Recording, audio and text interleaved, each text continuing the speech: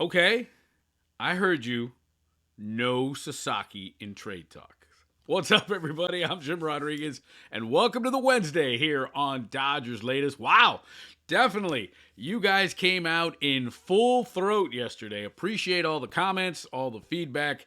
Yeah, man, we, just threw it out there. Maybe trying to Dodgers get Tarek Skubal, who's got 1 year left on his deal with the Tigers. And I threw in, I think you agreed with a lot of the things that I've said in terms of the pieces, but definitely do not include Roki Sasaki in any kind of trade talk. I heard you, and always good to hear from you. The hot stove is in full effect, and we thank you for hanging out with us. You can hit me up right there on X and on Instagram at JRodShow. And, of course, keep liking, subscribing, hit the 2 thumbs up, share here on Dodgers Latest. We love the community, even when you don't agree with me, and I love it. Kind of put me in check as well. So I love that you're all part of it. So, yeah, man, the Hot Stove League is in full effect. Dodgers, were on Jimmy Kimmel last night, basking in the glow of a back-to-back World Series championship, trying to go for the three-peat. So, as we get closer to the winter meetings, which are first week in December, let's talk about free agents, and let's talk about what the Dodgers need, and that's a closer. Yeah, they have a closer in Tanner Scott, but we all know the problems he had, and the Dodgers are on the hook for 3 more years with Tanner Scott. He signed a 4-year, $72 million deal with the Dodgers. Blake Trinan is also on the hook, 1 year, $11 million. So how do you revamp that bullpen? Well, there are 3 closers out there that could help the Dodgers out, and let's break it down, and let's start with our old friend down in San Diego, Robert Suarez. Yeah, 35 years old. He had 2 years and $16 million, so $8 million each, player options that he had with the Padres. So he walked away from $16 million over the next 2 years. Makes sense. He's 35 years old. Back-to-back All-Star appearances for the Padres ex-closer now, and he had an NL Best 40 saves in 2025. I mean, the guy has been brilliant. Had a little bit of an injury bug last year. They couldn't get over the hump in San Diego, and he has even shown interest in coming to the Dodgers. This is while he was still a Padre. I mean, we know the Dodgers and Padres have quite the history. Dave Roberts came from the San Diego organization where he was a bench coach. It was funny, the National League Championship Series featured Pat Murphy and Dave Roberts. Pat Murphy also was in the Padres organization as a minor league manager, and yeah, they were facing off each other for a chance to go to the World Series. But Robert Suarez could be an option. Electric fastball.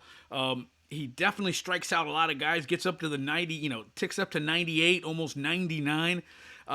Is he a potential fit for the Dodgers, and how much money is he going to ask? Now, what makes him attractive is that at 35, you don't think you're going to get more than a 2-year deal, maybe another an option for a third. So you're not going to break the bank in terms of long-term contract. Now, he left $16 million guaranteed on the table. It was 2 $8 million options. So how much is he going to want? 15, 18 million a year? That's something the Dodgers are going to have to think about. But Robert Suarez, at 35 years old, flame-throwing right-hander, is an option. Now, the guy has been brilliant, and he has been great. The question is, at 35, how many more bullets are in the gun for him? Now, the one who gets a lot of sort of fanfare because of his entrance music is Edwin Diaz. That's right. Remember, his brother, Alexis, pitched for the Dodgers for a minute during 2025. He's going to get a World Championship ring. So Edwin Diaz, a little younger than Suarez, he's 32, and he opted out of 2 years and $37 million guaranteed. Now, Diaz, a couple years ago, he hurt himself during the World Baseball Classic, hurt his knee, but came back last year and was brilliant, right? 28 saves, 1.63 ERA, 98 strikeouts in 66 and a third innings. Absolutely electric stuff. Now, is he an Oriole guy? Is he a Yankee guy? Is he going to fit there? Or could he come out west? Problem is the Dodgers already had his brother, so is there any bad feelings? Because I don't think the Dodgers ever let Alexis Cook, Edwin's brother. When they didn't have a closer, when they were looking around, and I get it. Now we know that this whole time they were plotting for Sasaki down in the minor leagues. They were getting him ready to sort of pivot from being a starter to being a reliever. Makes sense, but they never gave Alexis really an opportunity to win that job, especially with Tanner Scott and Blake Trinan struggling. So the question is, does Edwin Diaz want to come out west? Does he want to join that organization after that? I wouldn't say they did his brother dirty, but really didn't give him an opportunity, although Edwin is going to get that ring. 32 years old, maybe a little bit of a longer contract. Remember, he signed a 5-year deal with the Mets, and he's opting out of the last 2. It was a 5-year, $102 million, so he's leaving $37 million on the table. And at age 32, maybe he's looking for a 3, 4, 5-year deal at maybe 18, 19-ish each. Where do you get on Edwin Diaz? Again, electric stuff, great entrance music, great entrance into the, reminds me of the old Eric Gagne Game Over, but only ratcheted up a notch. Edwin Diaz, possible right-hander, 32 years old. What do you think about that? And then finally, the one guy that I think could be the dark horse in all this is Pete Fairbanks of the Rays. Now, Fairbanks is the youngest of all these guys. He's 31. 27 saves last year. ERA 2.83. Not necessarily the electric stuff of Diaz or Suarez. He had 59 strikeouts in 60 innings.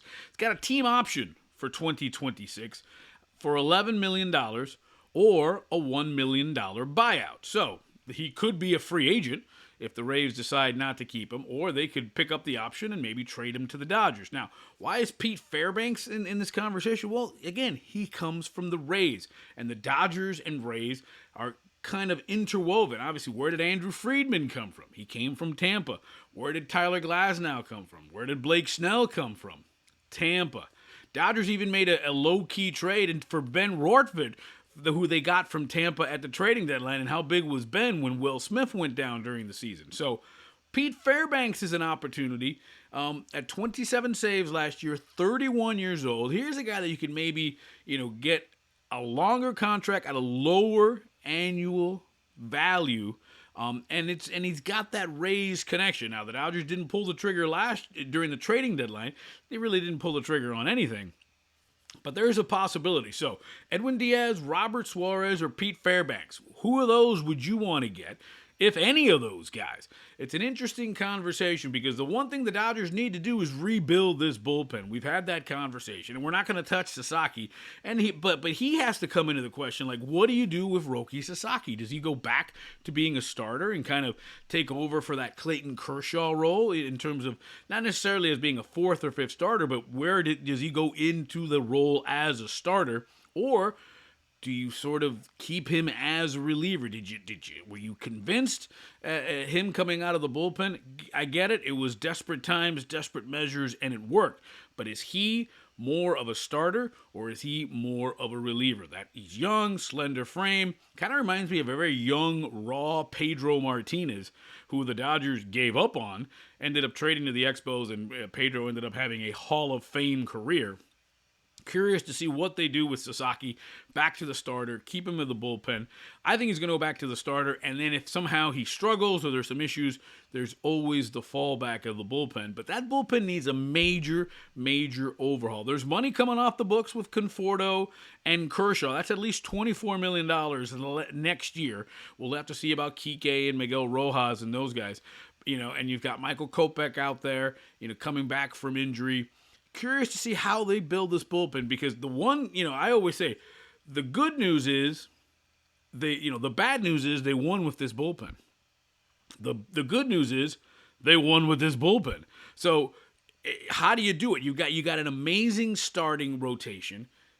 Can they stay healthy? Do you need 7, 8 starters like you did this year? I think that's sort of been the Dodgers' MO. And how do you rebuild that bullpen? And does it necessarily have to have a closer? And at the end of the day, you have a closer in Tanner Scott. Is it more do you focus on his mechanics, try to get him right, and maybe get sort of a complementary guy, more of a 7th, 8th inning guy that could step in and be the closer if Tanner Scott goes back to his bad ways, if you will? Because, again, you're still on the hook 3 more years with Tanner Scott. So, Edwin Diaz, Robert Suarez, Pete Fairbanks, any of those interest you, would love to hear what you got to say. Hit me up here on Dodgers Latest. Love the comments, good and bad. We love that you're part of the community. Hit us up always. Remember, share, like, keep hitting those thumbs up button as we continue to grow. Hot Stove League continues. We'll talk about Kyle Tucker, who's probably the number one free agent.